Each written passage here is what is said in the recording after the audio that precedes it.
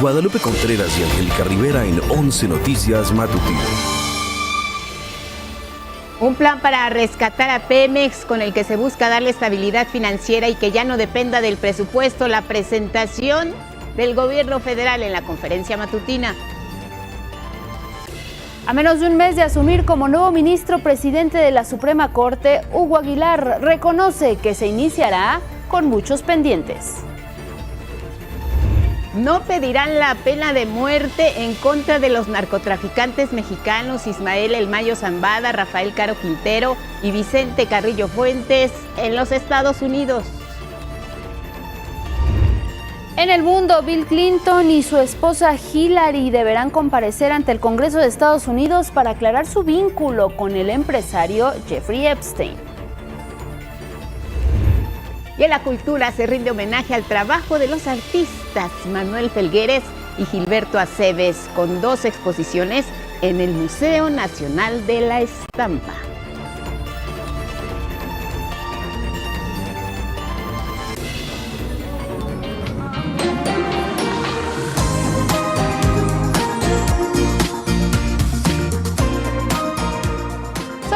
De cómo se vivió el gran desfile de la Avenida Primavera, esto durante la Feria de Flores 2025. Se celebra en Medellín, Colombia.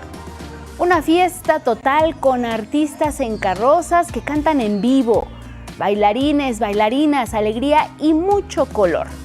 Con esta algarabía, Medellín florece con talento, cultura y tradición. Es uno de los pocos eventos que se realizan de manera anual en la ciudad y se realizan también en diversas zonas. Los centros comerciales, por ejemplo, se suman a esta celebración con una programación variada, programación cultural. Y así, como todos los años, la Feria de las Flores convoca a miles de personas y atrae visitantes de otras tantas ciudades y también del exterior de Colombia.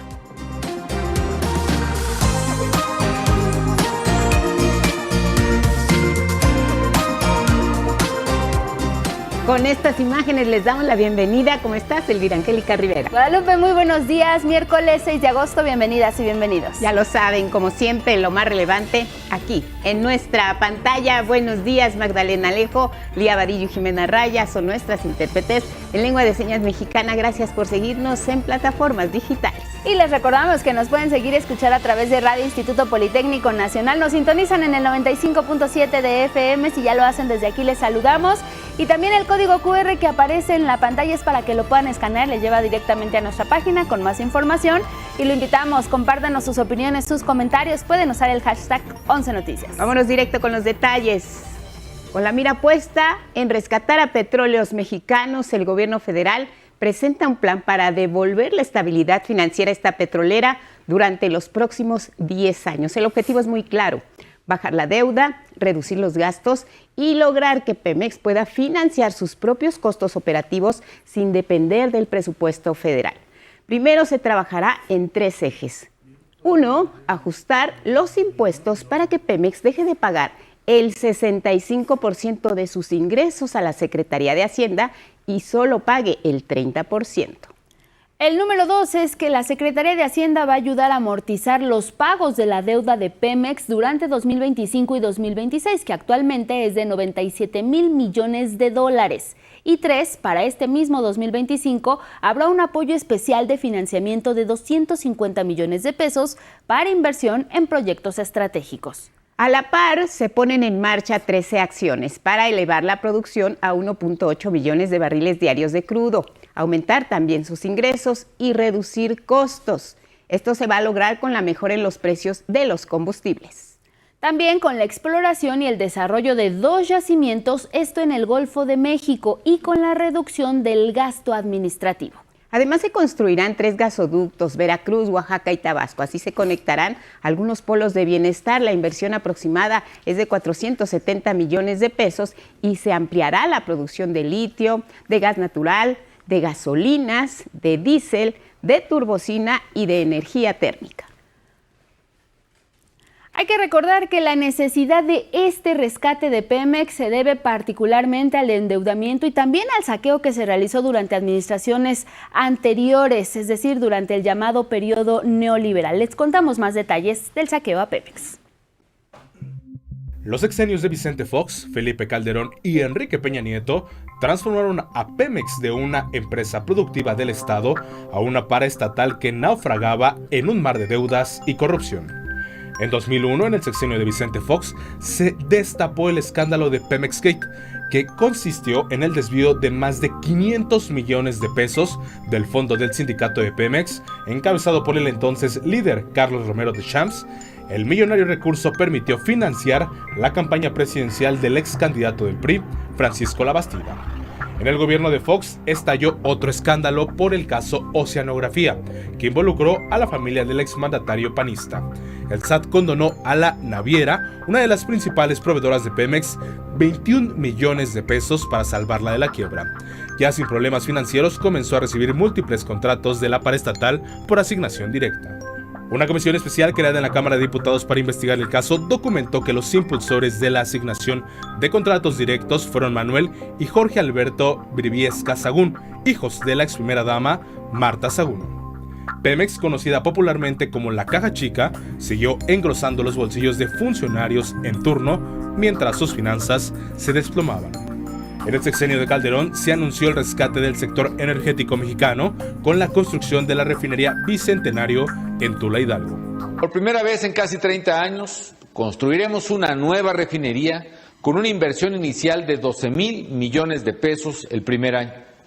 Con ello se generarán miles de empleos directos o indirectos, fortaleciendo a la economía nacional. En los siguientes años, el gobierno invirtió más de 3.500 millones de pesos en contratos de licitación, pero la obra nunca se construyó.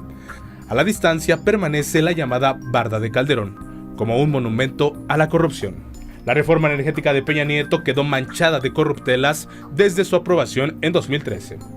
Una investigación reveló que la empresa brasileña Odebrecht pagó sobornos a legisladores del PRI y PAN para aprobar dicha reforma a cambio de contratos con Pemex. En la trama de corrupción se documentó que la empresa brasileña transfirió más de 10 millones de dólares al entonces director de Pemex, Emilio Lozoya, y este, a su vez, los habría repartido entre legisladores. De hecho, en 2021, la Fiscalía General de la República acusó a Ricardo Anaya de recibir de Pemex 6.8 millones de pesos en sobornos. La reforma energética también arrastró una nueva forma de corrupción al aplicar desde 2014 las llamadas rondas para licitar al mejor postor campos petroleros para la exploración y explotación de hidrocarburos, abriendo al mercado a empresas extranjeras, terminando así con más de 7 décadas de la industria nacional. Sí, ganaron algunos esas rondas por bloques establecidos, nada más que no trabajaron, no explotaron. Ocuparon eso como reservas para poder subir sus acciones en las bolsas internacionales. Oceanografía y la española Repsol son las empresas señaladas de saquear a Pemex con sus negocios fachada de exploración en aguas profundas. A la lista negra de escándalos se suma el caso de Agronitrogenados, la planta chatarra de producción de fertilizantes que Pemex de Emilio Lozoya compró con sobreprecio en 2013 a Altos Hornos de México del empresario Alonso Ancira. Petróleos Mexicanos pagó más de 250 millones de dólares cuando la planta apenas valía 50 millones.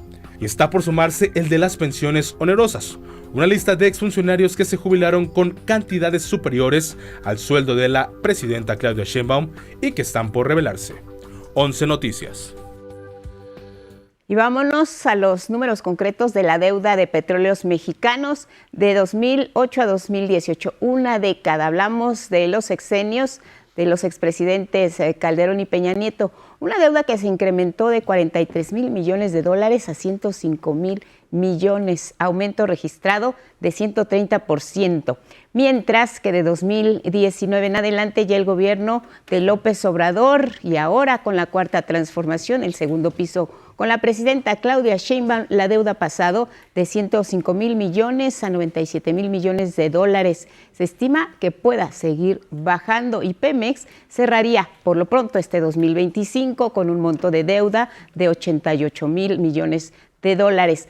La presidenta Claudia Sheinbaum ha señalado que el objetivo es lograr que para 2030 la deuda precisamente de Pemex se reduzca hasta incluso llegar a los 77,000 millones de dólares. Recordó que la reforma energética de Enrique Peña Nieto no solo endeudó a Petróleos Mexicanos, también desmanteló y dejó la producción petrolera en manos de extranjeros gracias a las famosas rondas de licitación. Vamos con otros temas económicos, y es que las exportaciones de productos mexicanos a Estados Unidos aumentaron 6.3%, esto con respecto al mismo periodo del año anterior. De acuerdo a la Oficina del Censo del Departamento de Comercio estadounidense, las ventas mexicanas al vecino país sumaron poco más de 264,000 millones de dólares. En contraste, México importó productos estadounidenses por alrededor de 168,000 millones de dólares. Así, el intercambio comercial favoreció a México con un superávit de 96,000 millones de dólares, lo que significa un crecimiento del 16.7%. En ese mismo sentido, México sigue posicionándose como un importante polo de inversiones. El secretario de Economía, Marcelo Ebrard, anunció la llegada de una inversión millonaria por parte de la empresa Amazon. Generará 2,000 empleos directos y busca potenciar a la entidad como centro productor de la industria fílmica. Y hay otras muchas iniciativas que ha tomado la gobernadora y que la estamos acompañando para la nueva economía del Estado.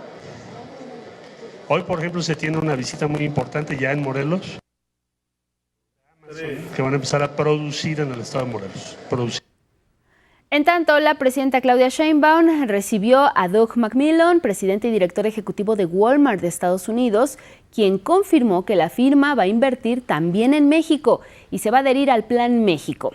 El secretario de Economía informó que esta misma semana va a recibir a una delegación de Canadá, pues ese país quiere saber cómo es que la administración de Claudia Sheinbaum ha logrado negociar con Donald Trump.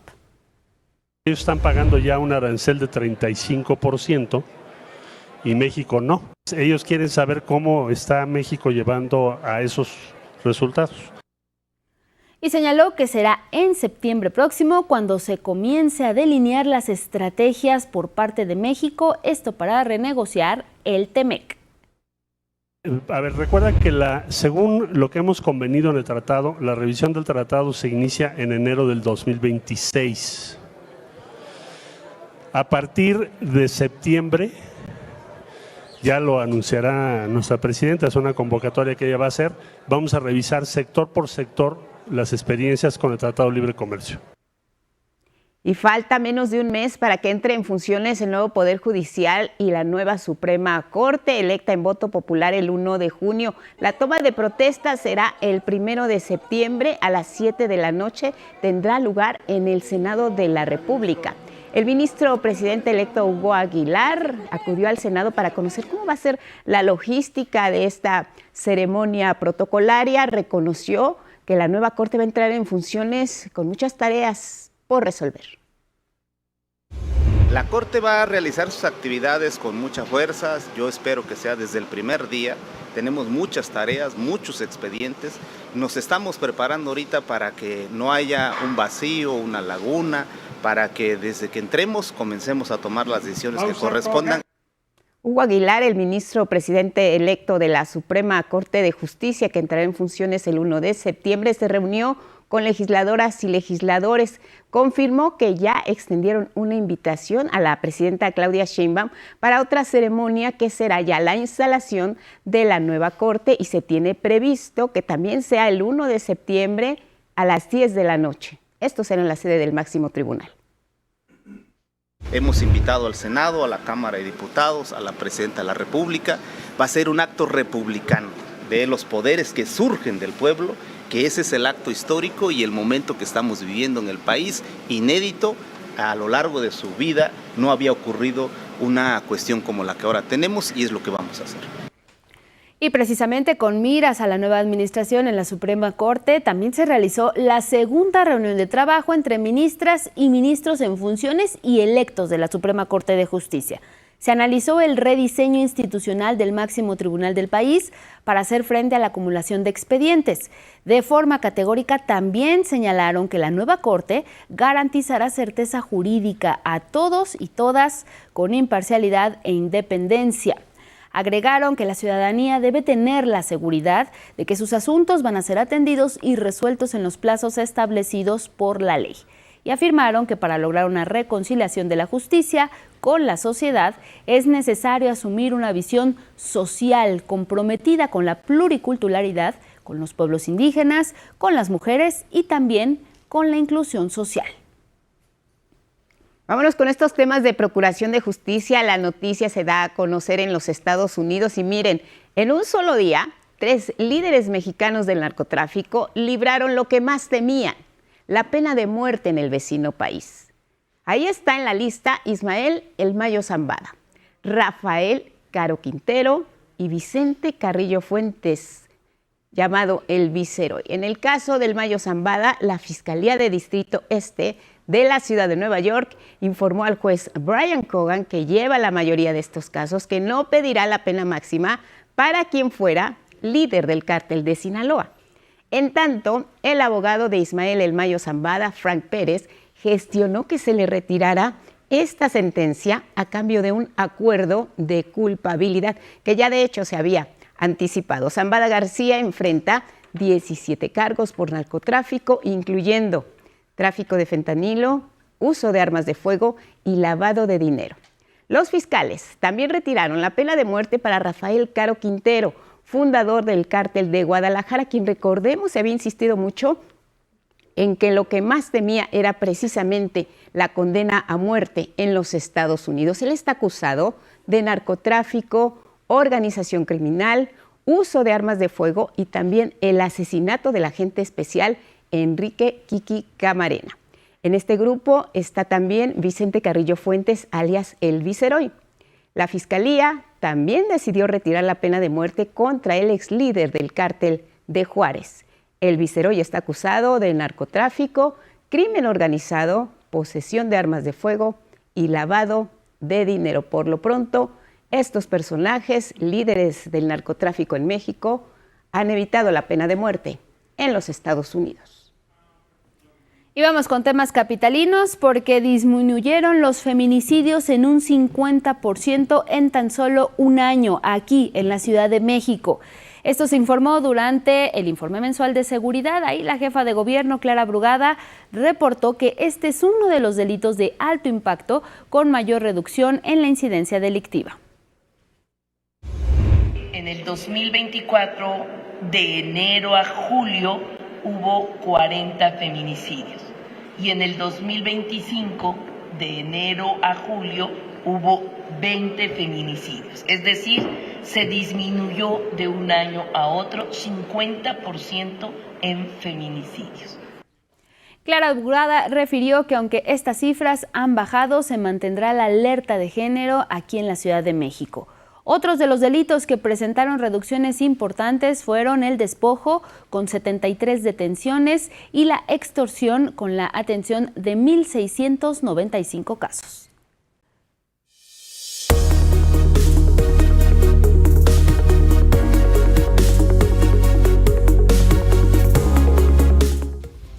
A las 6:25 en la hora del centro, Las Planas y nuestro portal, que ya lo sabe, lo tiene siempre así, en la palma de su mano, actualizado minuto a minuto con la información oportuna, relevante de las últimas horas.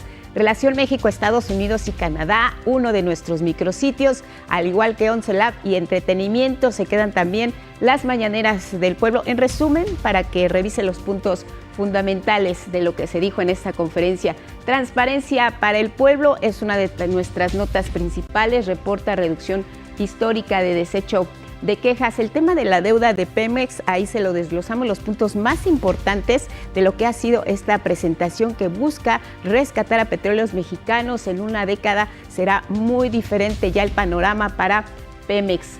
Ellos son los narcotraficantes mexicanos que evitarán la pena de muerte en Estados Unidos. Más a detalle lo que está ocurriendo con estos casos que son juzgados allá en la Unión Americana.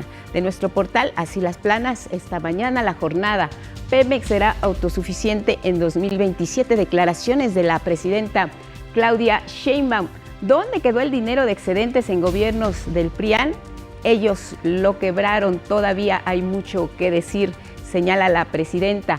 Participación del sector privado en inversiones mixtas es una buena señal. La iniciativa privada vuelve a tener una participación importante en Pemex, sobre todo para este tema de la extracción. Hiroshima hace 80 años, gas en la actualidad, nos muestra 2 fotografías de primera plana en la jornada con una situación similar de lo que ha sido entonces Hiroshima, ahora gas a la destrucción total, la alerta que se está mandando al mundo al respecto. En Milenio, Mayo Zambada y Caro se arreglan, dice este diario, con Estados Unidos, y el Chapo también alza la mano, envía una carta al juez Brian Cogan donde señala que no le permiten ver incluso a su abogado. En esta fotografía, Hugo Aguilar con los senadores, legisladores que están pendientes de cómo se organizará esta transición. Viene la nueva corte el 1 de septiembre. Arrancará con mucha fuerza, dice Milenio. Vamos a revisar el Universal. Pemex podrá salir solito de sus deudas. Esto es lo más importante de la presentación del día de ayer. Ya veíamos como gran cantidad de los ingresos de Pemex se iban y se destinaban precisamente a pagar las deudas a la Secretaría de Hacienda. Ahora este panorama va a cambiar, se van a ir disminuyendo hasta que sea autosuficiente y no tenga que pagar nada, dice el Universal. Indagan venganza por decomiso de Huachicol, es lo que dice este diario. Osmar Olvera aboga por Magin. Ahí está el triunfador de esta especialidad de los clavados en Singapur. Bienvenido a México. En el Sol de México se presenta la fotografía pues ya de Hugo Aguilar, también reunido en el Senado con legisladores. La autosuficiencia de Pemex en 2027 es lo que viene. Ligan caso con un operativo anti-Huachicol.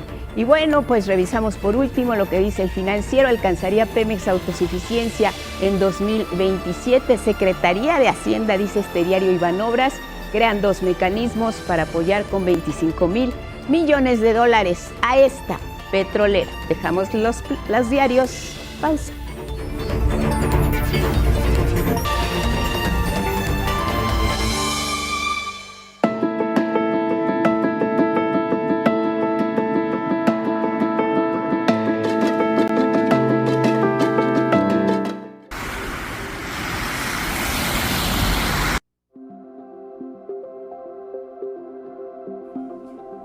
Así se observaba la fuerte lluvia y caída de granizo que se registró este martes aquí en la Ciudad de México. Ante ello, la Secretaría de Gestión Integral de Riesgos y Protección Civil activó la alerta amarilla en las 16 alcaldías de la capital del país. La alcaldía Benito Juárez reportó el mayor número de afectaciones, esto en las colonias del Valle, Nápoles y Portales. Y es que sus calles lucieron cubiertas casi en su totalidad por el granizo. La policía capitalina atendió una caída de árbol, esto en la colonia Acacias, y el retiro de coladeras en Insurgente Sur. Lo hizo para reducir los encharcamientos. En ese lugar, además, en la carretera de Xochimilco-Topilejo y José María Morelos, se registraron fuertes bajadas de agua, así como lo podemos apreciar en las imágenes que les compartimos. Y bueno, vamos ahora a conocer cuáles son las condiciones meteorológicas para este miércoles, mitad de semana, en el siguiente reporte con Ismael Marcelo. Hola, ¿cómo están? Muy buenos días. En cuanto al pronóstico del tiempo para este 6 de agosto, en las próximas 12 a 24 horas, el Centro Nacional de Huracanes hará oficial la formación de un nuevo ciclón tropical frente a las costas del Pacífico Sur mexicano. Actualmente es una baja presión ubicada a 375 kilómetros al suroeste de la desembocadura del río Suchiate, esto es en la frontera entre México y Guatemala. De acuerdo con los modelos matemáticos de pronóstico, este sistema tendrá un desplazamiento paralelo a las costas del Pacífico, aumentando considerablemente a partir de hoy las precipitaciones en los estados del occidente, centro y sur del país. Esto incluye a nuestro Valle de México, donde el día de ayer una fuerte granizada se registró precisamente en las demarcaciones Cuauhtémoc, Benito Juárez, Álvaro Obregón, Miguel Hidalgo y Coyoacán. lo que generó anegaciones en varios puntos y la caída de al menos 2 árboles. Las lluvias, por lo menos en la Ciudad de México, se extenderán hasta el próximo fin de semana, así que nuevamente le recomendamos resguardarse en un sitio seguro durante una fuerte tormenta, no tocar postes de luz o cables, no tirar basura en las calles y no intente cruzar vialidades inundadas o con corrientes de agua. En el pronóstico regional para este 6 de agosto esperamos intensos aguaceros con descargas eléctricas y posibles granizadas en Nayarit, Jalisco, Colima y Michoacán. El ambiente será fresco esta mañana y cálido por la tarde. Ojo, las lluvias pueden generar derrumbes e inundaciones. De igual forma tendrá una jornada lluviosa en el sureste mexicano. El viento soplará del norte en el istmo de Tehuantepec con velocidades que superarán los 50 km por hora. También esperamos oleaje de 3 metros de altura en las costas de Guerrero, Oaxaca y Chiapas. Hoy nuevamente lloverá fuerte con actividad eléctrica y posible caída de granizo en Puebla, Morelos, Estado de México y en la Ciudad de México. Les recordamos que estas precipitaciones se extenderán hasta el fin de semana. Lluvias de menor intensidad se pronostican para la península de Yucatán. No obstante, el ambiente será muy caluroso durante el día y los vientos llegarán a los 50 km por hora en costas. Para quienes habitan en el norte del país, les recomendamos utilizar protector solar y ropa en colores claros, ya que tendrán un día soleado y bastante caluroso, con temperaturas de 35 a 45 grados Celsius. Donde sí lloverá es en San Luis Potosí y en el sur de Tamaulipas y Nuevo León. Estas recomendaciones para que se cuiden de las altas temperaturas también aplican para nuestras amigas y amigos de la península de Baja California, Sonora y Sinaloa, ya que hoy los termómetros superarán los 45 grados de máxima, sí, así como lo escucha, 45 grados de temperatura máxima, así que por favor también eviten acciones que puedan generar incendios forestales, de pastizales o basureros. 11 Noticias, Ismael Marcelo.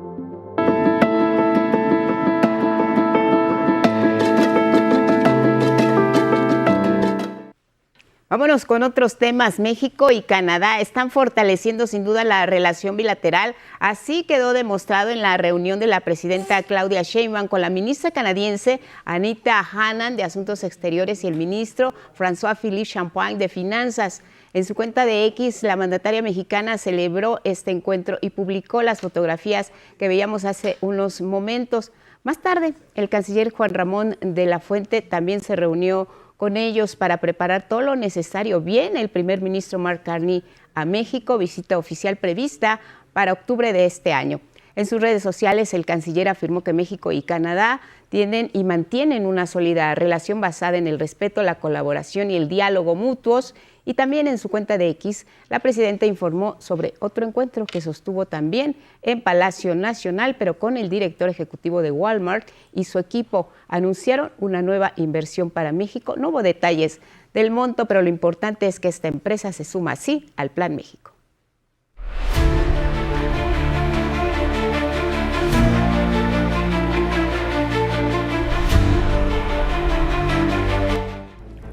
Vamos con información internacional, iniciamos en Estados Unidos y es que ahí el presidente Donald Trump reconoció nuevamente que ha sido difícil reemplazar a trabajadores migrantes, quienes han sido expulsados de ese país por las redadas y otros operativos, principalmente en California.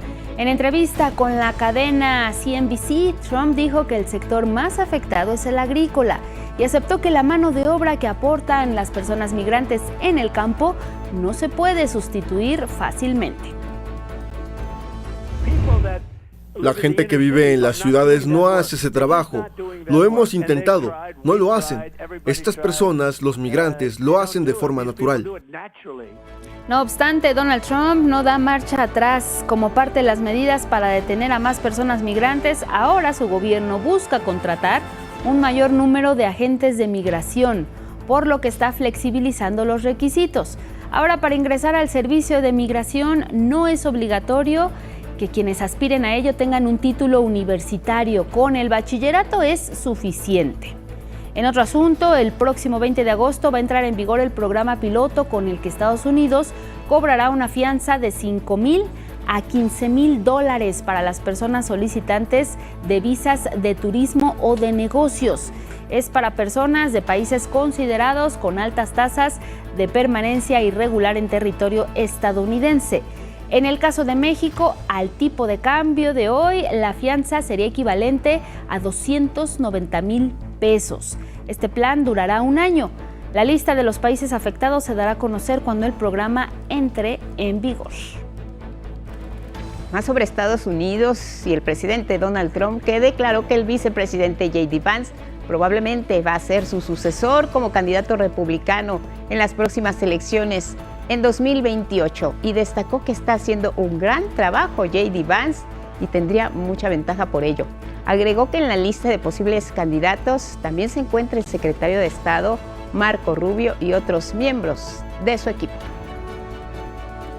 Y mire, ahora el expresidente de Estados Unidos, Bill Clinton, y su esposa Hillary Clinton deberán comparecer para aclarar su relación con el fallecido empresario Jeffrey Epstein. Hay que recordar que está acusado de delitos como tráfico sexual, entre otros. Mi compañero Federico Campbell Peña nos cuenta más de este asunto.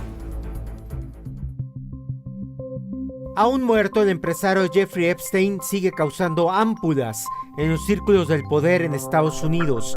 La Cámara de Representantes citó a comparecer al expresidente Bill Clinton y a la exsecretaria de Estado Hillary Clinton para que aclaren sus vínculos con Epstein, quien fue acusado de explotación sexual y murió en una cárcel en Nueva York en 2019.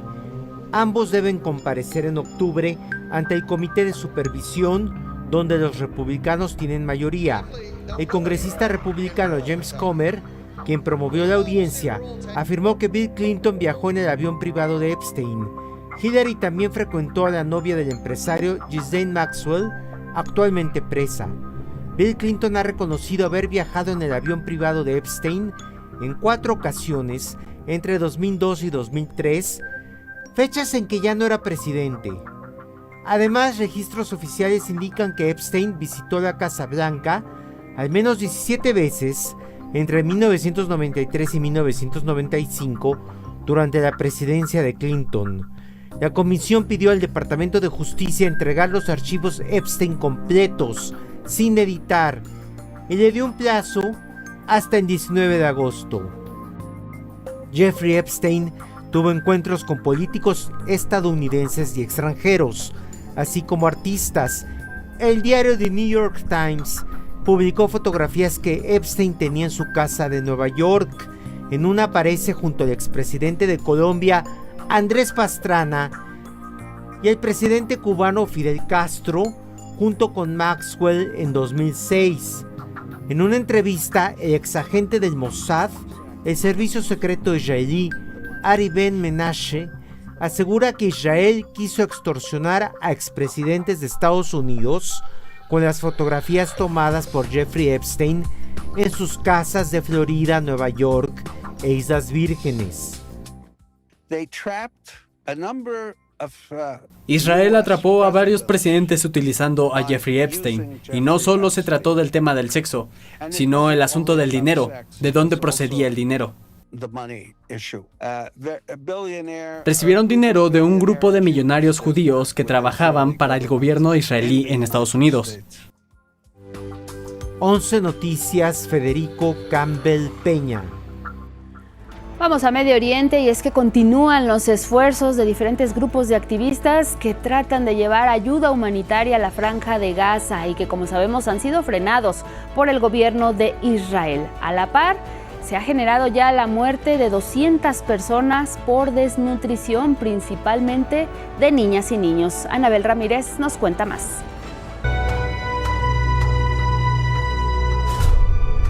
Los activistas buscan romper el cerco israelí sobre la Franja de Gaza, ahora por tierra. Un grupo de personas israelíes marchó hacia la frontera con el territorio palestino para, dijeron, combatir el genocidio. Las fuerzas de seguridad frenaron con violencia su trayecto, muy cerca del territorio palestino en Sderot, y detuvieron a 6 participantes.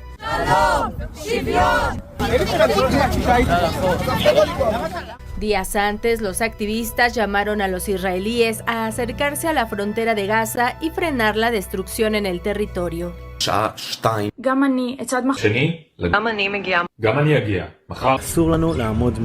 Soy activista de derechos humanos y un refusenik.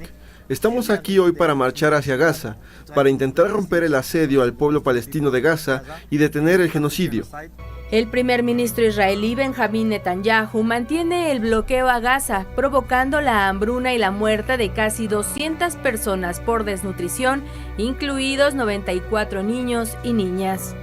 La ONU informó que entre el 19 de mayo de este año y el 5 de agosto entraron al territorio 2.604 camiones con casi 36.000 toneladas de ayuda humanitaria.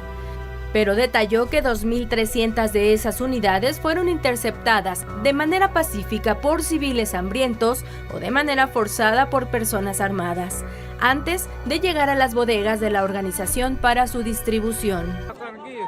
Nos están proporcionando ayuda a cuentagotas. Es cierto que los camiones pasan, pero no es suficiente. De verdad, no es suficiente. La gente tiene hambre. En mi caso, han pasado 2 semanas y media. Lo juro, no he conseguido ni una sola bolsa de ayuda. Además, Israel mantiene su ofensiva militar sobre la Franja de Gaza, cobrando la vida de al menos 61,000 personas palestinas. 11 Noticias, Anabel Ramírez Ángeles. Bueno, nos vamos con otros temas. Argentina, miren, Enrique Marroni, de 98 años, y Dolores Noemí López, de 100 años, fallecieron este martes. ¿Quiénes fueron? Integrantes de las Madres de Plaza de Mayo, referentes de esta lucha social que tiene décadas buscando a sus hijos desaparecidos en la dictadura militar de Jorge Videla. Esto fue en los 70. Y después, y además a nuestros hijos nos han robado y nunca jamás supimos más nada de ellos, y el ejército lo ha hecho eso. Imágenes de entonces, la organización Hijos Capital lamentó el fallecimiento de ambas activistas. Dijo que tras casi 50 años de haberse difundido este video, Enriqueta Marroni nunca pudo saber dónde están los cuerpos de su hija María Beatriz y su hijo Juan Patricio. Dolores Noemí, mejor conocida como Lolín, vivía con su marido en Neuquén, tuvo 3 hijos y uno de ellos, Roberto, fue secuestrado por la dictadura el 16 de abril de 1977 en Buenos Aires. Tenía 23 años. 4 días después su cuerpo fue encontrado. Y es que desde 1977 las madres comenzaron a reunirse para exigir información precisa sobre sus hijos y también denunciar estas desapariciones forzadas. Su lucha se ha convertido en un símbolo de resistencia contra la dictadura y la violación de los derechos humanos. También en Argentina, personas con discapacidad y sus familias protestaron. Lo hicieron frente al Congreso para exigir que se restablezca la ley que vetó el presidente Javier Milei y que obligaba al gobierno a garantizar las pensiones por esta condición. Madres de familia expresaron así su inconformidad. ¡Paren, por favor! ¡Paren, minuto! ¡Paren! La policía de Argentina reprimió estas protestas, como ya se ha hecho común en las manifestaciones en ese país. Organismos de derechos humanos acusaron el uso desmedido de la fuerza. A pesar de que no se reportaron personas heridas, sí hubo pánico entre las personas asistentes. Es indescriptible lo que se siente, es tristísimo. Nunca pensé que volvería a pasar por todo esto. Tengo 60 años y la verdad que llegar a esta edad y con un hijo con discapacidad y que tiene que defenderse en la vida y nosotros ayudarlo, y una persona que se burle porque se burla de nosotros y de nuestros hijos, la verdad que es demasiado, es demasiado. Este veto presidencial lo aplicó el presidente Javier Milei en medio de un recorte fiscal que afectó otras 2 leyes que aumentaban los recursos para las jubilaciones. Nos vamos a Rusia. El anuncio que dejará de cumplir un tratado sobre misiles se hace días después de que el presidente estadounidense Donald Trump ordenara el despliegue de 2 submarinos nucleares cerca del territorio ruso. El Kremlin levantó la moratoria a los misiles de corto y medio alcance por no estar obligado a cumplir el tratado sobre fuerzas nucleares. Rusia ya no tiene restricciones al respecto. Rusia ya no se considera limitada por nada. Esto significa que Rusia se siente con derecho a tomar las medidas apropiadas si es necesario. Estados Unidos se retiró del acuerdo en 2019 argumentando que Rusia no lo cumplía. Desde ese año, Rusia ha declarado que no desplegaría esas armas siempre y cuando Washington no lo hiciera. Sin embargo, este miércoles el enviado especial de Estados Unidos, Steve Witkoff, estará en Moscú, se reunirá con los líderes rusos para ver qué está ocurriendo. Este encuentro se realizará en medio de las evidentes tensiones, porque Donald Trump ya amenazó al presidente Putin de imponerle sanciones a su país y tarifas si no termina con la guerra en Ucrania. Primero le dio un plazo de 50 días, luego lo redujo a 10, que se cumplen ya este fin de semana. Vamos ahora a revisar los temas que destacan algunos diarios en el mundo. Arrancamos en Estados Unidos con The New York Times, que su primera plana habla de una táctica poco común de los agentes de migración de Donald Trump. Esto para ejercer presión a las personas migrantes para abandonar ese país. Y es que han empezado a separar a las infancias de sus familias. Ha sido en menor cantidad, dice este diario, que se han identificado 9 casos. En otra información, también de portada, refiere que los demócratas de California ya cuentan con un plan para contrarrestar la propuesta de los republicanos de redistribuir los distritos electorales, esto en Texas. Y es que hay que recordar que la propuesta de reasignación facilitaría el camino a las y los republicanos para obtener 5 escaños de los demócratas en la Cámara de Representantes allá en la Unión Americana.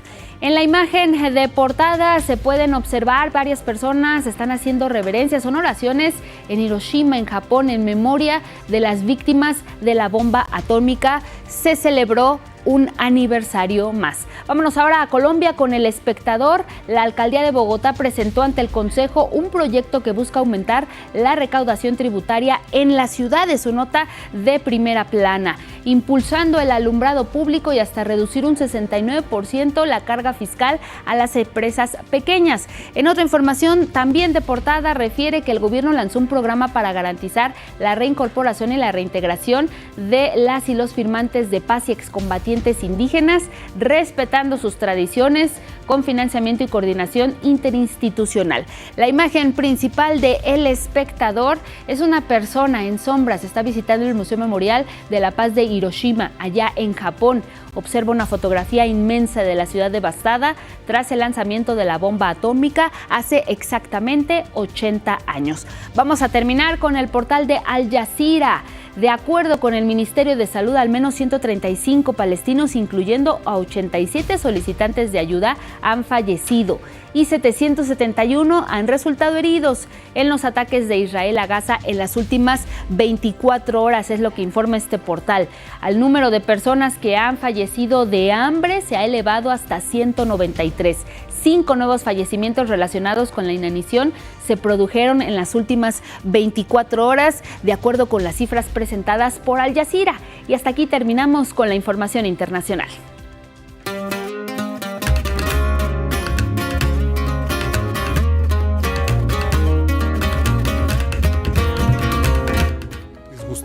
Pues ya estamos aquí listos en nuestro rincón cultural para hablar de muchas cosas interesantes, como siempre. Bienvenido, Miguel. Muchas buenos gracias, días. Lupita. Buenos días a todos. Tenemos excelentes noticias para empezar.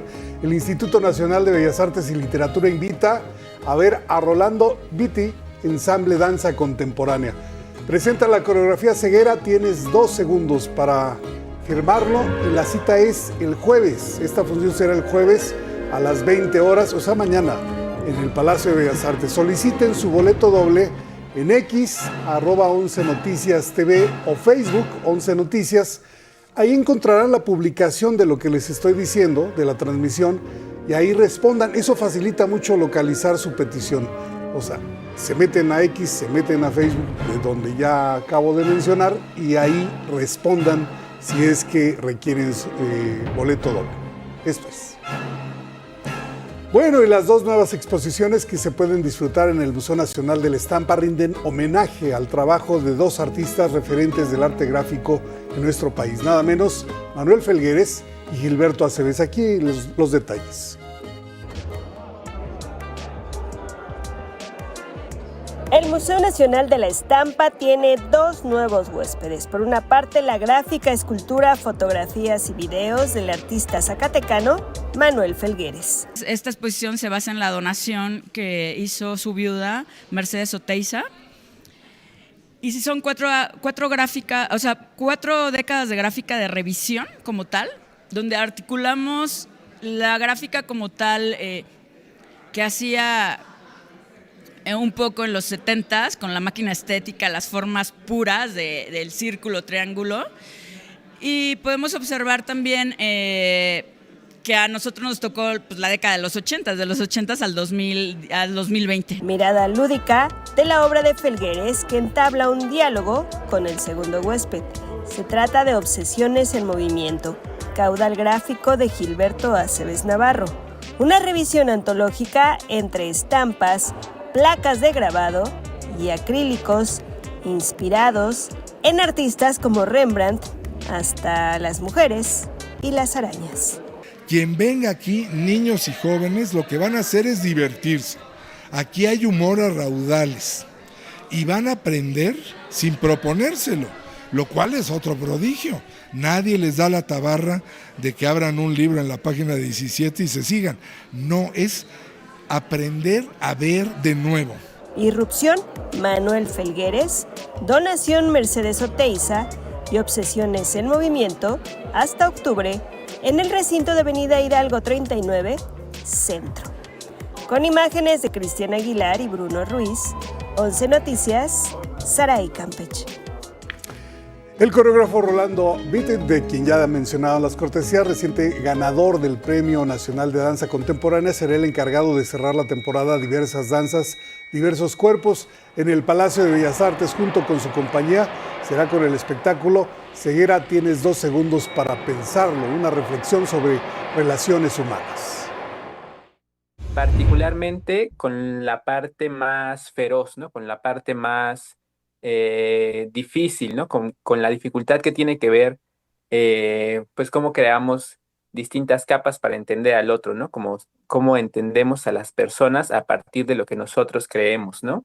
La pieza se llama Ceguera, justo pues haciendo referencia a la incapacidad de ver realmente quién está detrás, ¿no? Quién está enfrente de ti. Bueno, y este miércoles a las 13 horas se presentará el libro Arritmias de la editorial Bonilla Artigas en el Espacio Cultural San Lázaro, Biblioteca Legislativa, Edificio C, piso 2, Cámara de Diputados. El acceso gratuito por la calle Emiliano Zapata 244. Solo deberá enviar sus datos para un registro previo al correo marisolcarrillo@diputados.gov.mx. Lleve identificación para acceder. Vámonos al libro del día. Es Madame Rivera, una fugaz parisina de Miguel Bailón, editada por Trajín. Este libro en voz de su autor. Ficción, digamos, documentada que nos narra precisamente este periodo de la estancia de Frida Kahlo en París en 1939. Frida estuvo 6 semanas en París, pareciera, y si revisamos un poco todas las películas o las cosas que se han escrito alrededor de este pasaje de Frida Kahlo en París, pues parecía ser que no pasaron muchas cosas, pero realmente pasaron muchas cosas que merecían ser contadas. Así surgió esta novela. Tiene la parte mexicana, la parte francesa y obviamente la parte chilena, ¿no? ¿Por qué Madame Rivera? ¿Por qué no Frida Kahlo? Porque en 1939, pues Frida Kahlo no era conocida como Frida Kahlo como tal, más bien era la esposa de Diego Rivera, y por eso es que la novela se llama Madame Rivera. Leo con el 1184 páginas avanzamos hoy de la novela La asesina inocente de Irma Cárdenas, editada por Tusquets. El X de hoy es de Beatriz MC y dice: toda mi vida he hecho lo que otros mandan, conjugué el verbo someterme en carne propia. Gracias por esta aportación. Hoy se cumplen 24 años de la partida del poeta brasileño Jorge Amado.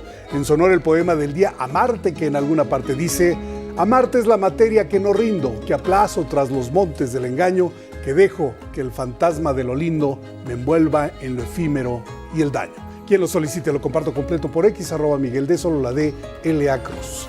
Hasta aquí Cultura. Nos alcanza para otro poema con el tiempo. Hombres necios que acusan. Venga, Miguel, el tuyo.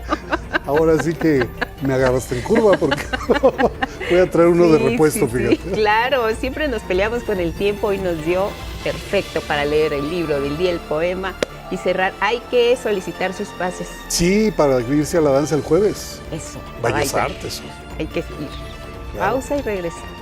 Gracias. Gracias.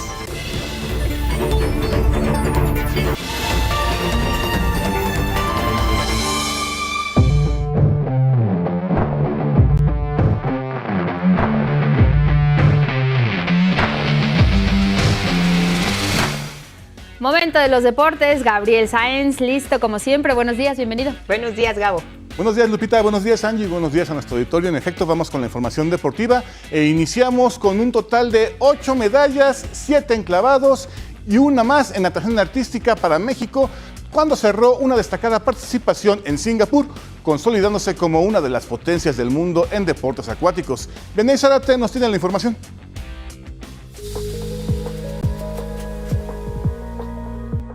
El campeón mundial Osmar Olvera ya está de regreso en casa. El múltiple medallista mexicano arribó a la Ciudad de México tras brillar en el Campeonato Mundial de Singapur, donde conquistó 4 preseas, incluida la histórica medalla de oro en el trampolín de 3 metros individual, con la que rompió 20 años de hegemonía china. Su llegada fue celebrada entre aplausos, porras y mariachi. Es un sueño hecho realidad, estoy muy feliz. La verdad que iba a este mundial convencido de eso, de que podía lograrlo y sí salió. Entonces creo que es un gran inicio de ciclo olímpico. Con tan solo 21 años, Olvera se consagra como una de las grandes figuras en los clavados. Su sueño de vencer a los chinos se cumplió, pero quiere hacerlo también en los Juegos Olímpicos de Los Ángeles 2028. Y haberlo ya logrado a tan corta edad me da una motivación extra y hace que quiera seguir así y aún mejor, porque sé que lo puedo hacer mejor, así que se cuiden los chinos. Junto a él también arribaron Gabriela Gúndez, Randall Willars, las gemelas Lía y Mía Cueva, Alejandra Estudillo y Juan Manuel Zelaya, todos medallistas en la justa mundialista. Horas más tarde, la delegación completa fue recibida en Palacio Nacional por la presidenta Claudia Sheinbaum, quien los felicitó por su desempeño en el Mundial. Al término, Osmar Olvera y Rommel Pacheco hablaron de este encuentro privado con la presidenta. Primero que nada agradecerle y obviamente más apoyo de solo para Michotes, para el deporte real, que así como el clavado se había preguntado, hice todos los deportes haya muy buenas metas y de ese Tomasa. Yo agradecer el respaldo de la presidenta y lo que pudimos apoyar y lo que hemos estado apoyando al deporte es convicción de que el deporte es una herramienta de transformación. 11 Noticias, Benay Zárate. Y vámonos al fútbol porque anoche inició la tercera y última jornada de la Leagues Cup y tras los resultados se definieron las eliminaciones clave en la Liga MX. Toluca venció 2-1 a New York City FC, mientras que Pachuca ganó 2-1 al Houston Dynamo. Y Puebla remontó 2-1 a Montreal para mantenerse con vida. Mazatlán cayó 2-0 ante San Diego FC con un doblete de Omni Balacari, quedando eliminados ambos equipos sin posibilidades de avanzar. Por su parte, Los Ángeles FC vencieron 2-1 a los Tigres con doblete de David Martínez, manteniendo viva su esperanza de cuartos. Columbus Crew superó 1-0 a León, que ya estaba eliminado. Con estos resultados, al momento quedan eliminados los equipos mexicanos: América, Chivas, Cruz Azul, Monterrey, San Luis, Mazatlán, León, Santos, Atlas, Querétaro. Los clubes que aún mantienen opciones para avanzar en la Liga MX, de la Liga MX son Toluca con 8 puntos, Pachuca con 7 puntos, Puebla con 6 puntos, Tigres con 6 puntos, mientras que con posibilidades aún y alcanzan a pasar Juárez, Necaxa y Pumas si logran ganar sus respectivos duelos en el tiempo regular. Y vámonos a más información. El boxeador mexicano Isaac Pitbull Cruz recibió oficialmente el cinturón de campeón interino superligero del Consejo Mundial de Boxeo tras su contundente victoria del 19 de julio ante Omar Salcido en Las Vegas. El mexicano dominó por decisión unánime y ahora apunta a unificar el título frente al campeón regular Subriel Matías. En la ceremonia en la Ciudad de México, el presidente de la WBC, Mauricio Sulaimán, reconoció su disciplina y lo calificó como un digno campeón. Y malas noticias, ayer el mexicano Isaac del Toro no tuvo un gran inicio en la Vuelta de Burgos, pese a haber comenzado de la mejor manera el Camino de Santiago. A tan solo 300 metros de llegar a la subida al Castillo de Burgos, derrapó y con ello derribó también al italiano Giulio Ciccone. El accidente evitó que Del Toro se metiera dentro de los 10 primeros lugares y finalizó en el lugar 49.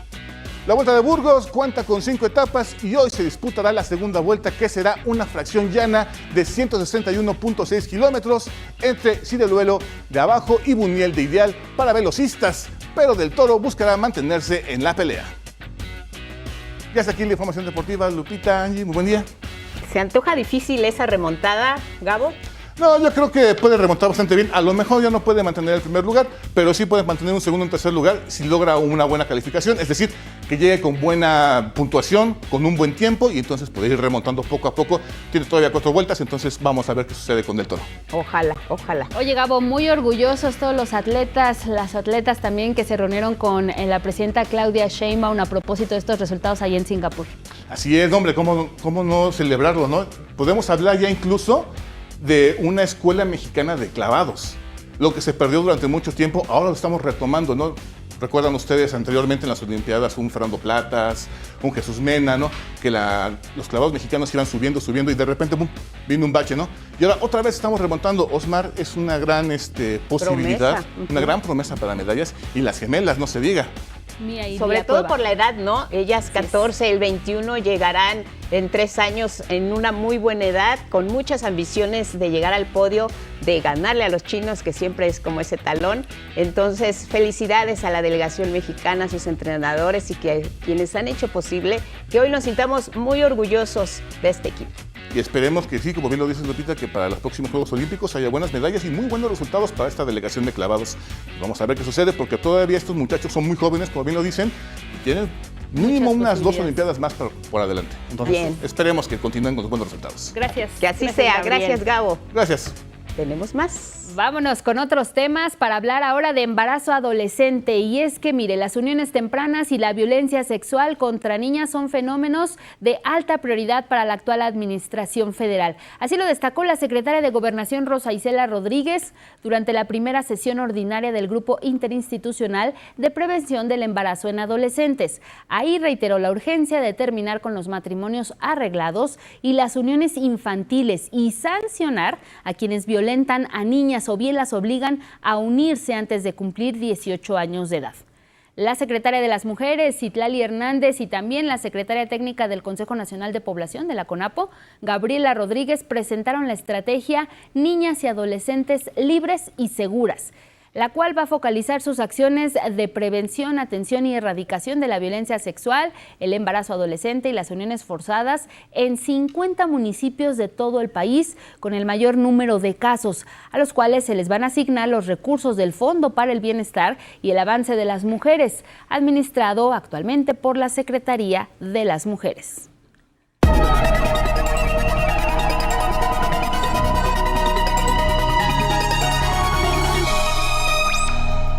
Pues ya lo vieron y escucharon, la ciencia. Carlos Guevara Casas, ¿cómo estás? Buenos días. Hola, ¿qué tal? Buenos días, Angélica, Lupita. Buenos días también para usted. Y bueno, iniciamos con una noticia que no es tan buena. Generalmente los medios de comunicación damos una cara muy buena de la investigación científica, del desarrollo tecnológico, pero no siempre es así. Hace 80 años, la ciudad japonesa de Hiroshima fue un ejemplo de que la ciencia no siempre se usa con los mejores fines.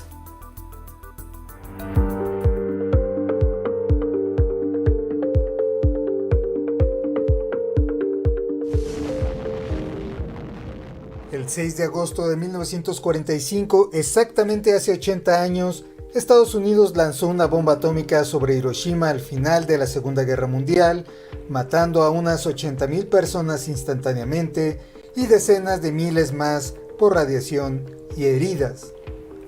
La base de esta bomba, llamada Little Boy, era separar una gran cantidad de núcleos de uranio 235. Las armas nucleares o bombas atómicas funcionan mediante la liberación de energía almacenada en los núcleos atómicos.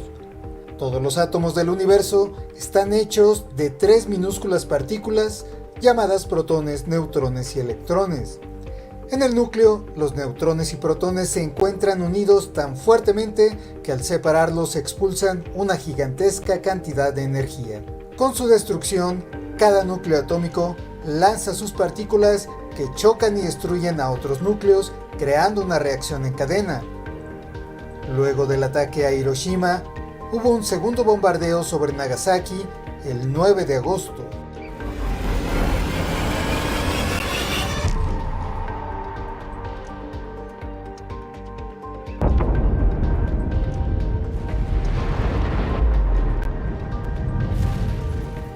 Ese lunes, el ataque tomó la vida de 40.000 mujeres, hombres, ancianos y niños japoneses, marcando el único uso de armas nucleares en un conflicto bélico. Japón se rindió el 15 de agosto. 11 Noticias, Carlos Guevara Casas. Y bueno, vamos a otros asuntos un poco más agradables. Las orcas, también conocidas como ballenas asesinas, injustamente claro, han demostrado una fascinante estrategia de caza altamente coordinada en las costas de Noruega.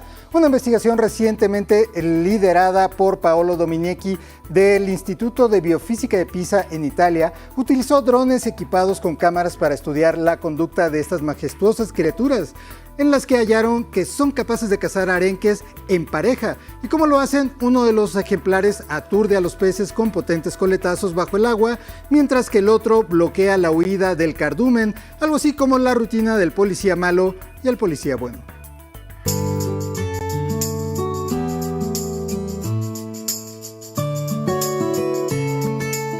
Al comparar los resultados entre las orcas que cazan en pares y las que lo hacen en solitario, encontraron que hacerlo en pareja tiene un éxito significativamente mayor.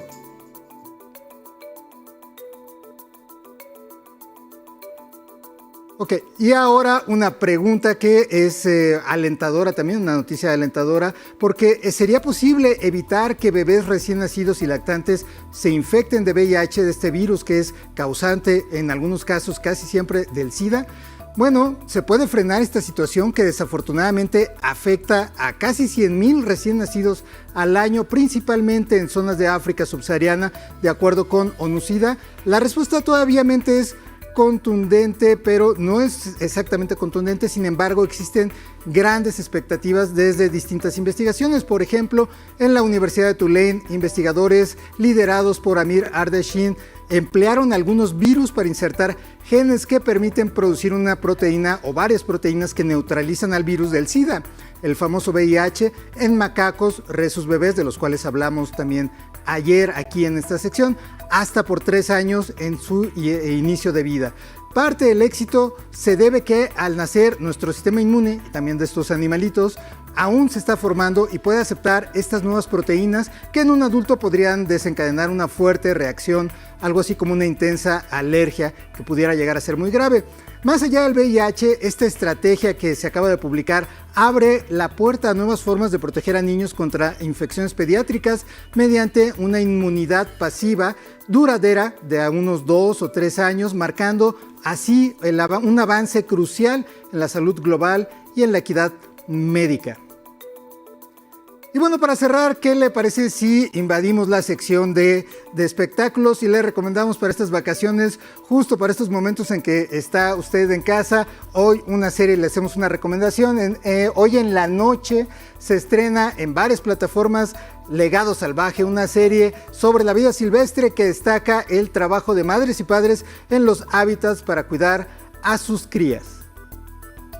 Creo que este proyecto engloba tanto la curiosidad instintiva de un niño que puede y le va a interesar muchísimo ver una ballena azul, y por otro lado, creo que los padres se van a ver representados y se van a emocionar y al mismo tiempo van a aprender muchísimo acerca de todo esto, de los comportamientos, los ecosistemas. Dividida en 5 episodios, la serie está narrada al español por el actor Alfonso Herrera y refuerza valores ecológicos necesarios para hacer frente a la crisis de biodiversidad. Me encanta hacer proyectos que puedan unir a la familia, que unan a las familias, que lo puedan ver los niños, que lo puedan ver con sus padres. Y creo que este es un gran proyecto para hacer esto. Creo que se ha diversificado mucho la forma en cómo vemos los contenidos. Se estrena este miércoles en la noche en una plataforma de streaming que tiene 3 letras. Ahí está la cuestión, usted averigüe cuál es. Así como en un conocido canal de documentales de naturaleza, también otra incógnita. Y bueno, esta fue toda la información de ciencia, tecnologías y espectáculos en Once Lab matutino para este día. Oye, y si no lo sabe, pregúntele a sus nietos, a sus sobrinos. O sea, a su sobrina adolescente, que seguro claro, lo ubica. seguro sabe las 3 letras. Oye, ahora que hablabas de series, precisamente el tema de Hiroshima. Lo hemos visto en series, películas, libros, y una de las películas que más causó furor y que tuvo mucho éxito fue Oppenheimer, donde se cuenta precisamente lo que hay detrás de esto. Sí, hay muchas otras. Sí, hay muchas. Es un tema que ha sido recurrente en la cinematografía, pero yo creo que sí, Oppenheimer es muy buena, a pesar de que mucha gente considera que es un ladrillo muy pesado, sí. Pero da un buen contexto, tiene buenas actuaciones y da una buena idea de cómo funciona tecnológicamente y de la crisis ética a la que se enfrentan muchas veces los científicos, que es algo que aunque aquí hemos tocado, y de hecho creo que somos de los medios que más lo ha tocado, se toca poco, ¿no? Finalmente, todo lo que vemos en las guerras es tecnología, ¿no? Muchas veces, alguna vez lo comentamos aquí, a los militares les gusta pensar que son sus estrategias, pero sí, la historia es contundente, son los avances tecnológicos los que generalmente tienen más peso. Y lo vemos ahorita en Ucrania, ¿no? La guerra cambió con el uso de drones y hay muchas empresas que están poniendo los ojos en lo que está ocurriendo ahí para desarrollar otras cosas, y hay otras que se han venido abajo precisamente por eso, ¿no? Entonces la ciencia y la tecnología han sido fundamentales. El premio Nobel, el dinero del premio Nobel viene de haber desarrollado la dinamita como tal, ¿no? Claro. Y sí, estos avances, Carlos, que verdaderamente a veces sí ayudan a la humanidad entera, y este caso que nos decías también del VIH y los recién nacidos, ya había esfuerzos importantes, particularmente en la transmisión de la madre hacia el bebé, las mujeres embarazadas, ya se había logrado frenar también, pero ahora también con los recién nacidos. Esta parte es interesante porque sí hay una intervención genética, es decir, lo que se busca es que desarrollen anticuerpos, que las propias, lo que utilizaron fueron músculos, células de músculo. Entonces en esas células de músculo producen proteínas que bloquean al virus, entonces aunque el virus los haya infectado, no desarrollan la enfermedad, ¿no? Claro. Nunca pasa a otra etapa y entonces pues quedan protegidos. Pues ahí está. Muchas gracias, Carlos. Te vemos mañana. Nos vemos mañana con más espectáculos. Y ciencia. Gracias, y ciencia, Carlos. sobre todo. El gobierno de la Ciudad de México va a entregar el proyecto ejecutivo para la rehabilitación de la línea A del metro dentro de 6 meses al gobierno federal. Así van a iniciar las obras en enero. En conferencia de prensa, la jefa de gobierno, Clara Brugada, adelantó que será una intervención de fondo que va a requerir el cierre de varias estaciones. Les vamos a estar informando. Haremos el proyecto ejecutivo de obra y estamos en coordinación con el Gobierno de México para que ellos nos ayuden a la obra que se requiere y que pues implicará mucho esfuerzo para esa zona, porque se tendrá que cerrar seguramente algunas estaciones del metro porque se necesita intervenir de fondo en la línea A. También en la Ciudad de México, el secretario de Gobierno, César Cravioto, informó que si los grupos canábicos no cumplen con los acuerdos y las nuevas reglas de operación de los espacios de consumo tolerado de marihuana, van a ser cerrados. Si no cumplen, se retiran. Bueno, ese es el acuerdo, justamente, que ellos y ellas tienen que ayudar a que se cumplan estos acuerdos, y que si ven que hay otro tipo de actividades, que nos avisen y el gobierno actuará en consecuencia.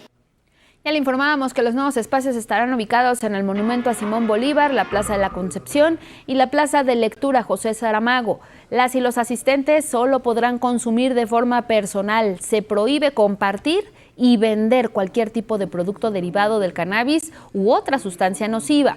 El aforo va a ser limitado en un horario definido. Habrá constante vigilancia policial para la prevención de la venta ilegal de sustancias y se deberá respetar a las y los transeúntes de la zona. Además, se va a contar con centros de información sobre el consumo responsable y el riesgo de las adicciones.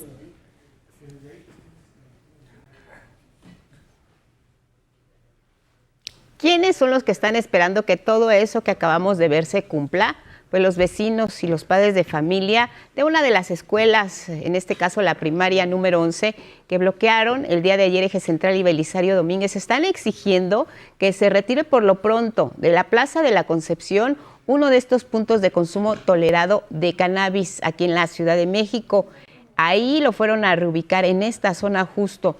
Y este lunes las y los manifestantes ya habían dadose cuenta de lo que estaba ocurriendo. Señalaron que el lugar se encuentra rodeado de varias escuelas, en particular primarias, y es constante el paso de las familias con menores de edad, por lo que ellos están argumentando que esto no es apto para que las personas fumen cannabis y sus derivados de forma recreativa. Es un espacio público, ese es su argumento, y por ello están demandando que se atienda el alto índice de consumo ilegal de sustancias, y también por ahí le suman la circulación de motocicletas no autorizadas. Hablamos del Parque de la Concepción.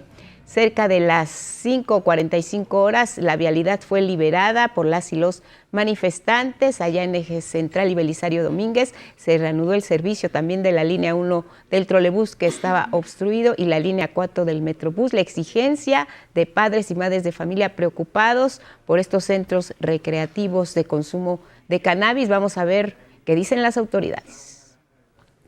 Vamos con otros temas, y es que México rompió récord histórico de empleo formal. Al cierre de julio de este 2025, el IMSS registró un aumento mensual de 1.266.025 puestos de trabajo. Este aumento se debe gracias a la reforma laboral, que también permitió la inscripción de trabajadoras y trabajadores de aplicaciones al régimen obligatorio del IMSS. La información con Araceli Aranday.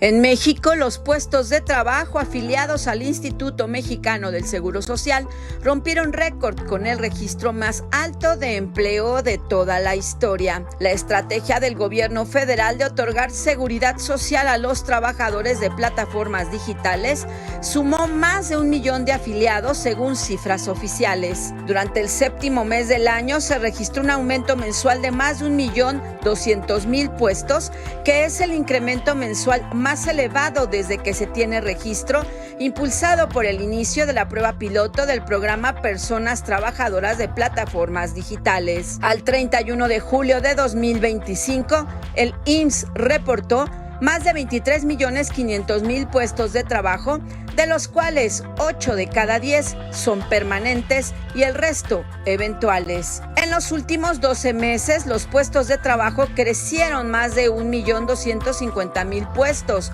lo que representa una tasa de crecimiento anual de 5.6%, informó el instituto. Estado de México y Ciudad de México son las entidades que destacaron del resto del país, con aumentos anuales mayores a 15%. 11 Noticias, Araceli Aranday.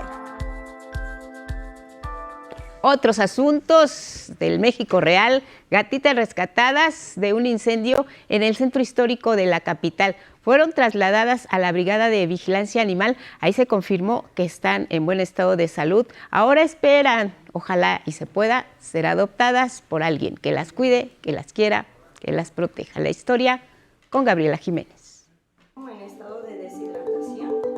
Entre llamas y estructuras dañadas por un incendio al interior de una bodega textil en el centro histórico, el oficial Gustavo González Arias arriesgó su vida para rescatar a 2 gatitas. Sí, al estar en apoyo en conjunto con los compañeros de bomberos, ingresamos al predio aledaño a donde se encuentra el incendio. Ellos, al estar trabajando, hacen un boquete en la pared y nos percatamos que entre las bardas están los pequeños animalitos, y procedo a ponerlos en resguardo. Todo tiene riesgo porque al ser una azotea y los predios, el humo, todo es riesgoso, pero al final de cuentas lo importante es los animales que estén bien. Pero este héroe sin capa no se detuvo ahí. Después de que empezamos a preguntar e indagar, los animalitos nacieron en la azotea. Ahí estaba la madre de ellos y los vecinos le subían comida a la mamá de los gatitos. Al corroborar que las gatitas se encontraban en un estado de indefensión, las crías fueron trasladadas a la Brigada de Vigilancia Animal de la Secretaría de Seguridad Ciudadana de la Ciudad de México, donde reciben todos los cuidados necesarios hasta que encuentren una familia responsable que las adopte. De Brigada de Vigilancia Animal cuenta con área de veterinaria que literalmente pasa rápido a su valoración, donde el médico diagnostica, nos dice clínicamente sano. Para el oficial Gustavo González, cualquier vida es valiosa y sin importar la especie, estará ahí cumpliendo su misión con el mismo heroísmo. Que tengan confianza con nosotros los servidores públicos, que se acerquen a nosotros y siempre vamos a estar para apoyarlos. Con imágenes de Cristian Meléndez y Daniel Pérez, 11 Noticias, Gabriela Jiménez. Ya le hablábamos más temprano de este plan de rescate de Pemex que presentó el gobierno federal. Bueno, pues generó diversas reacciones, en su mayoría positivas. Especialistas en el sector energético destacaron que el proyecto estratégico para Pemex 2025-2035 tiene el objetivo de reducir la deuda de la empresa productiva del Estado. Lo importante aquí es que ya hay una estrategia para reducir en libros, en el balance financiero, la deuda. Con esto va a bajar el costo financiero que tiene Pemex. Ramsés Pech, asesor de Energía y Economía, señaló que es importante el presupuesto que le asigne la Cámara de Diputados a Pemex para el próximo año, ya que de eso dependerá en gran medida que pueda cumplir con los proyectos que están en desarrollo. Los dineros que la Secretaría de Hacienda Crédito Público, lo que están haciendo, la parte del respaldo financiero que le están dando a Pemex, es para solventar la deuda financiera. Me refiero a la amortización de la deuda y sus intereses. Y otra cosa es el presupuesto que ayuda a Pemex para poder solventar los planes estratégicos operativos. Además, algunos especialistas ven con buenos ojos que Pemex amplíe sus horizontes también hacia las energías limpias. Tiempo de enlazarnos con Ezequiel Garay, periodista de la Deutsche Welle, con información sobre Estados Unidos y este conflicto que tiene con India, pero también está el tema negociaciones arancelarias con Suiza, el problema que enfrenta el gobierno alemán, los mercados, muchos asuntos contigo. Cuéntanos, Ezequiel, buenas tardes en Europa. Una nueva semana marcada por los aranceles y las amenazas de aranceles de Donald Trump. En este caso la pelea más importante ahora es con la India, a quien ha amenazado con aranceles de hasta el 25% a uno de sus principales socios comerciales. Esta vez el argumento es intentar despegar a la India de Rusia. Lo acusa de comprar mucho petróleo a Rusia y con esto estar financiando indirectamente la guerra en Ucrania. La India importa hasta un cuarto del petróleo que utiliza en Rusia, pero bueno, lo que argumenta es que también lo hace Occidente y que no se puede mezclar un tema comercial con un tema geopolítico, con lo cual van a seguir habiendo discusiones y va a depender mucho también de lo que ocurran en las negociaciones entre Estados Unidos y Rusia.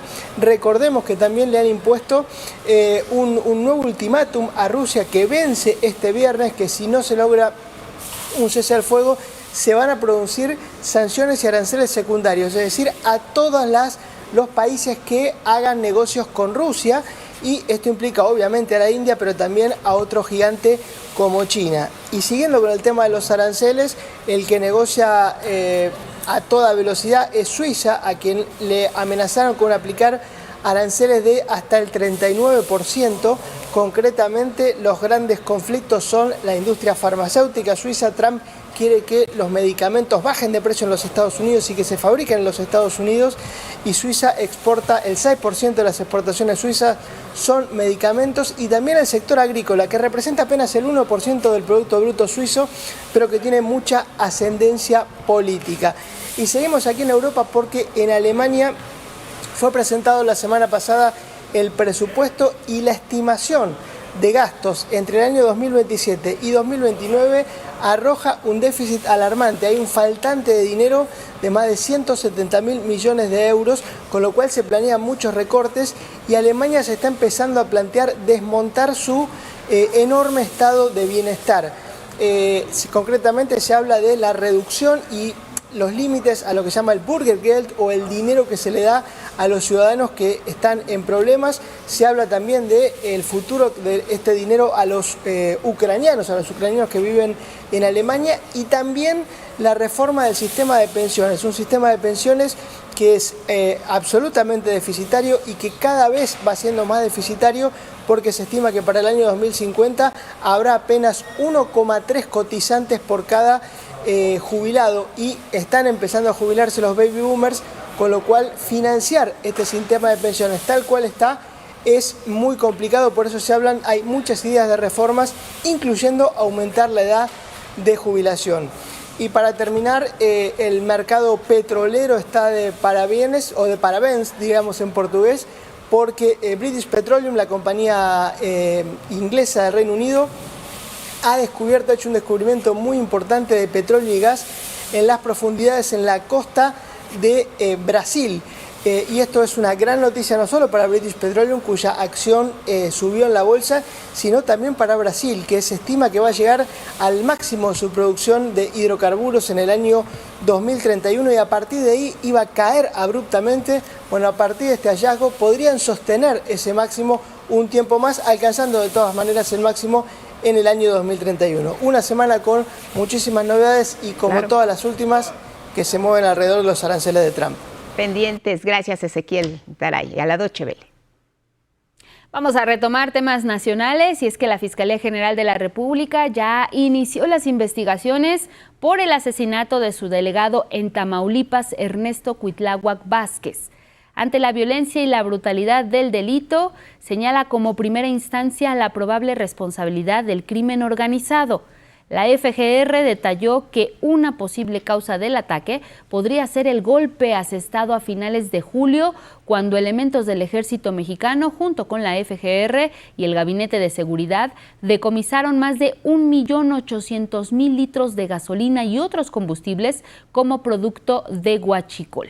En una ficha informativa, la Fiscalía afirmó que también se ha hecho ya contacto inmediato con la familia de la víctima para apoyarle en lo que sea necesario.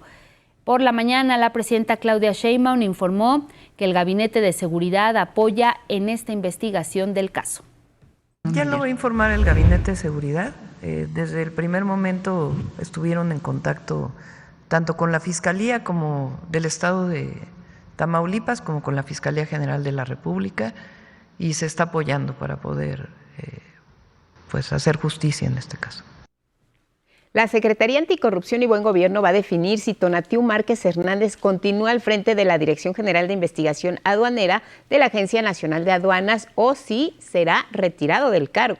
Esto ante la investigación que pesa sobre él por presunto lavado de dinero, toda vez que su empresa, Aledo SADCB, está en la mira del Servicio de Administración Tributaria por presuntas operaciones relacionadas con recursos de procedencia ilícita. El monto son 257 millones de pesos. La presidenta Claudia Sheinbaum informó que se debe aclarar el caso, ya que algunos medios de comunicación han publicado imprecisiones. Tiene que definir la Secretaría Anticorrupción. La Secretaría nos va a decir la secretaria. Pero la nota que sale en Reforma tiene temas que no son como los pusieron en la nota. Pues ya se puede hacer la aclaración sin problema. Y en estos casos, cuando puede haber una presunta situación de corrupción, entra la Secretaría Anticorrupción y de Buen Gobierno. Vamos con otros asuntos, y es que mire, las personas migrantes que se encuentran particularmente en Estados Unidos no son criminales, como muchas veces se les ha señalado. Están en ese país para trabajar de manera digna y también para aportar seguridad económica a sus familias. Al ser detenidas o detenidos, sus familiares también quedan desamparados, como nos cuenta Ingrid Sánchez en la siguiente historia. Las familias de personas migrantes detenidas y deportadas no solo deben lidiar con la situación de un ser querido del que dependían económicamente, sino que corren el riesgo de perder propiedades y endeudarse. Son parte de las víctimas de la política de persecución de migrantes impulsada por el gobierno de Donald Trump. como Pedro Vázquez, quien fue detenido por ICE mientras se dirigía a su trabajo para llevar el sustento económico para su familia. Simplemente estaba parado en una parada de autobús, esperando para ir a trabajar como lo hago todos los días. De repente, sin advertencia, llegaron varios autos sin identificación, varios hombres se bajaron, me agarraron a mí y a mis compañeros y nos llevaron como si fuéramos criminales, como si no valiéramos nada. Lo cierto es que los migrantes valen mucho en la economía estadounidense. De acuerdo con la organización Latino Donor Collective, las personas inmigrantes pagaron casi $100 mil millones sin impuestos. Renta, alimentación, vestido y abogados son los gastos que las familias migrantes tienen que asumir, pero sin el salario de la persona detenida. Obligadas a endeudarse, las familias afrontan que su sueño de construir una vida mejor se desmorona. Con información de Ingrid Sánchez, 11 Noticias. Bueno, pues hay otro sector que se está viendo afectado por las políticas antiinmigrantes de los Estados Unidos y son los conductores mexicanos en ese país. Ya están aprendiendo inglés porque hay nuevos lineamientos, no quieren que los detenga ICE, el Servicio de Inmigración, y bueno, están buscando esta forma de comunicarse con las autoridades para que no entorpezcan su trabajo, ni el de las autoridades ni el de ellos, que únicamente están buscando el sustento. La historia completa con Ediberto Martínez. Los llamados reyes de la carretera, los camioneros, han tenido que adaptarse a las normas establecidas por el presidente Donald Trump para continuar con sus anhelos de trabajar en Estados Unidos. Porque en marzo sacó el presidente Trump la ley de que el inglés es el idioma principal en Estados Unidos. Por ello, alrededor de 50 conductores mexicanos han comenzado a estudiar inglés básico de 4 a 8 horas a la semana en Ciudad Juárez. Don José Murguía comparte su experiencia en esta nueva aventura de aprendizaje. Para nosotros es importante manejar el idioma, al menos en la parte que refiere a nuestro trabajo, que es cruzar la mercancía a El Paso, o en este caso, Estados Unidos, en este caso en El Paso, y pues tener contacto con las autoridades. El objetivo es comunicarse con las autoridades e indicar a dónde trasladan la mercancía, ya que en Estados Unidos alrededor del 70% de los productos y mercancías se mueven por carretera. Lo que piden nada más que se comuniquen, que sepan comunicarse, que sepan salir adelante con su mercancía, lo que llevan, a dónde lo llevan, de dónde lo llevan. Cosas muy básicas, pero que tienen que saber. A pesar de tener esta oportunidad, los operadores se enfrentan a problemas como la reducción de salario, las amplias horas laborales o la falta de certificación para cargas especiales como materiales radioactivos. Sí, se está poniendo difícil ahora con todo, ya sea los aranceles y todas las cosas que requieren, ya sea pues para nosotros los conductores, para empezar, y para otras personas también, que les está afectando mucho. 11 Noticias, Ediberto Martínez. Y mire, Luis García Villagrán, coordinador del Centro de Dignificación Humana y organizador de la caravana migrante, fue detenido por agentes federales en Tapachula, Chiapas. El arresto se da previo a la salida de una nueva caravana migrante que partirá mañana de Tapachula con destino al centro y al norte del país. Su demanda es que sea regularizada su situación migratoria. Y es que en días recientes García Villagrán acusó el supuesto cobro de la Comisión Mexicana de Ayuda a Refugiados y del Instituto Nacional de Migración para la obtención de documentos, además de denunciar haber recibido mensajes intimidatorios presuntamente enviados por grupos criminales, advirtiéndole que no encabezara la caravana, aunque no se ha confirmado su autenticidad. La caravana tiene como primer destino Arriaga, ahí mismo en Chiapas, para después dispersarse a otras entidades del país, principalmente la Ciudad de México. Y como parte de la Operación Frontera Norte, elementos de las fuerzas federales desmantelaron en Culiacán, Sinaloa, un narcolaboratorio y una bodega con 1.3 toneladas y 5.500 litros de precursores químicos para la elaboración de metanfetamina. De acuerdo al Gabinete de Seguridad, con este operativo, la afectación económica a la delincuencia organizada se estima en 536 millones de pesos. Desde el inicio de la operación, el día 5 de febrero pasado, se ha detenido a 5.996 presuntos responsables de tráfico de drogas y armas. Se han asegurado 4.790 armas de fuego y más de 53.000 kilogramos de droga, entre ellos 310 kilos de fentanilo. Cambiamos de tema y es que en la penúltima sesión del Pleno de la Suprema Corte de Justicia, con su actual integración y luego de 3 horas de retraso, ministras y ministros desecharon por unanimidad el juicio de inconformidad promovido contra los resultados de la elección de magistrados de la Sala Superior del Tribunal Electoral en Durango. Y es que el Pleno de la Corte consideró que el quejoso Iván Bravo Olivas carecía de legitimación para impugnar su exclusión en la lista de candidatas y candidatos a magistrados de circuito del Comité de Evaluación del Poder Legislativo, esto en su calidad únicamente de aspirante. Sin embargo, se estima que esta personalidad con la que se ostenta no es suficiente para considerar que cuenta con legitimación necesaria para este caso. Estimamos que lo procedente es desechar de plano el presente juicio de inconformidad en atención a lo dispuesto en el artículo 19, numeral 1, inciso B, de la Ley General del Sistema de Medios de Impugnación en materia electoral. Más información en 11 Noticias desde Palacio Nacional.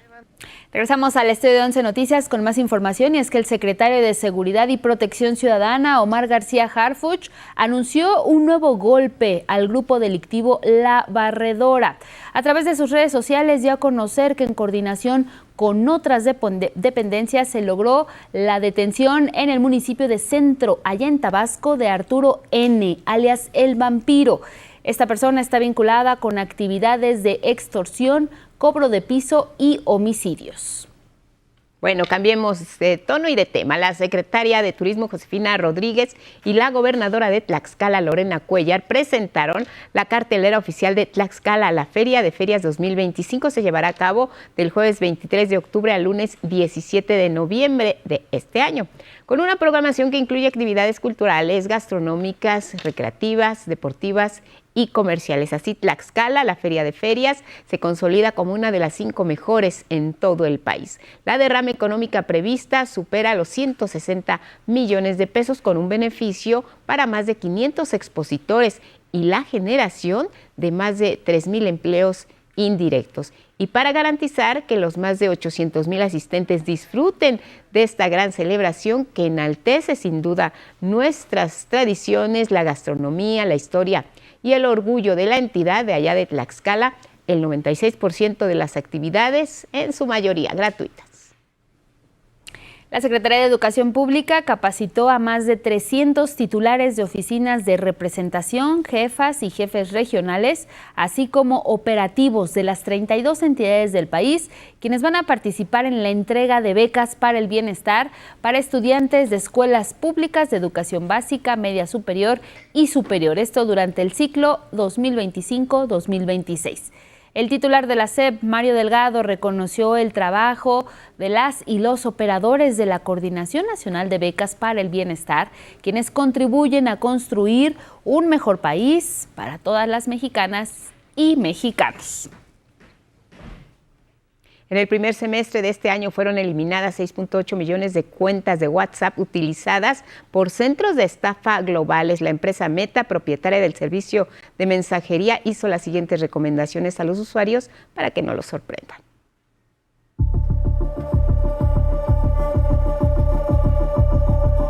Meta informó que WhatsApp detectó y eliminó más de 6.8 millones de cuentas asociadas a centros criminales de estafa que operaban a nivel mundial, utilizando nuevas herramientas para identificar fraudes. La empresa dueña de Facebook, WhatsApp e Instagram detalló que el bloqueo de cuentas se realizó durante el primer semestre de este año, tras una investigación sobre las últimas medidas de control, señalando las cuentas de WhatsApp utilizadas por centros de estafa. Meta informó que los centros de estafa realizan diversas campañas fraudulentas sobre inversiones en criptomonedas y esquemas piramidales, y señalaron que un modo para identificarlas es que hay que pagar por adelantado para obtener las ganancias prometidas. Según la investigación, estos grupos criminales explotaban a los usuarios a través de ofertas que prometían ganancias rápidas a cambio de pagos iniciales. WhatsApp, Meta y OpenAI frenaron una operación de estafa vinculada a un centro criminal en Camboya en la que los delincuentes utilizaban ChatGPT para redactar mensajes iniciales con enlaces a chats de WhatsApp que enviaban a los usuarios de Telegram. Además, la plataforma recomendó pausar, cuestionar y verificar antes de responder a mensajes sospechosos. Pausar, tomarse tiempo antes de contestar a remitentes desconocidos. Cuestionar, analizar si la oferta parece demasiado buena para ser verdad o si presiona para actuar con rapidez. Y verificar, confirmar la identidad de quien envía el mensaje a través de un método alternativo de comunicación. Punto de referencia. Bueno, vamos con información generada recientemente y es que Moscú calificó de útil y constructivo el diálogo que tuvieron este miércoles el presidente de Rusia, Vladimir Putin, y el enviado especial de Estados Unidos, Steve Witkoff. En la reunión, que duró más de 3 horas, también abordaron la relación estratégica entre Rusia y Estados Unidos. Yuri Ushakov, asesor de política exterior de Putin, afirmó que tanto Estados Unidos como Rusia manifestaron sus consideraciones sobre la crisis ucraniana. La última vez que Estados Unidos y Rusia mantuvieron un diálogo fue en abril de este mismo año. Bueno, pues así llegamos al final de este espacio. Estaremos pendientes de la información más adelante que se genere sobre esta reunión importante para poder lograr la paz en Ucrania. Así es, ya nos vamos. Gracias por su atención. Gracias en radio, en televisión los dejamos con Diálogos en Confianza y nosotros mañana muy temprano. Así es, nos vemos y nos escuchamos mañana. Que tenga un excelente miércoles. Buenos días.